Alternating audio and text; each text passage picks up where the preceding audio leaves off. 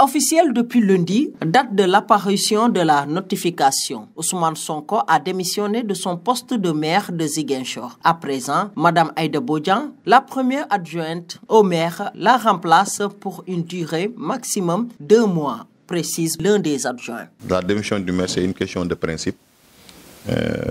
C'est d'une et il a énormément répété que les cumuls de fonctions, c'était une chose en tout cas qui bannissait dans son parcours politique.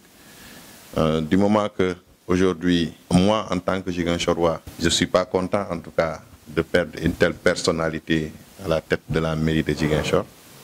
Mais parfois il faut relativiser et mettre en profil les intérêts généraux. Et pour cela, le maire a démissionné, effectivement. On vient de recevoir la notification. Il y a la première adjointe qui en tout cas gère l'intérim. Cet scénario prévu dans le Code des collectivités territoriales, la procédure préconise un vote des conseillers pour son successeur final. Le Code des collectivités locales est très clair là-dessus. S'il y a démission en cas de vacance du maire, il y a un certain nombre de questions qu'on devrait mettre à profil, c'est-à-dire jusqu'à 30 jours, un délai de 30 jours, c'est-à-dire on peut même, dans 10 jours, le préfet peut convoquer une section pour le remplaçant du maire. On est là à cette situation. La première adjointe est déjà a reçu des briefings par rapport à ça au niveau du secrétariat.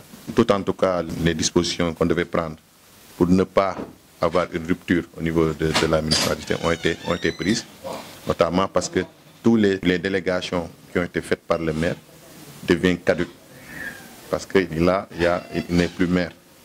De ce fait, il y aura la première adjointe qu'on doit rapidement faire parvenir des propositions d'arrêté. Orphelins de celui qu'ils ont porté directement à la tête de la commune, certains Ziguinchorois restent malgré tout confiants de l'équipe laissée par Sonko. Le message est simple parce qu'on sait que Ousmane Sonko est venu avec un projet au niveau de la commune de Ziguinchor, pour tout le Sénégal même, particulièrement la région de Ziguinchor. Ce message, c'est un message de projet et ce projet, ce n'est pas une personne, mais c'est un projet pour tout le Sénégal. Je pense qu'à l'absence de Sonko, il y aura aussi des milliers de Sonko qui sont à l'ombre de travail pour le développement de Ziguinchor. Je pense que sans Sonko, la mairie avancera avec des points très clairs et très fiables. Ils auront une équipe qui va travailler de façon coordonnée pour la réussite du projet au niveau de Ziguinchor. Toutefois, ils attendent un achèvement des 12 projets en cours pour décoller la commune. Qu'il soit collé au projet, qu'il ne soit pas, n'est-ce pas, donc,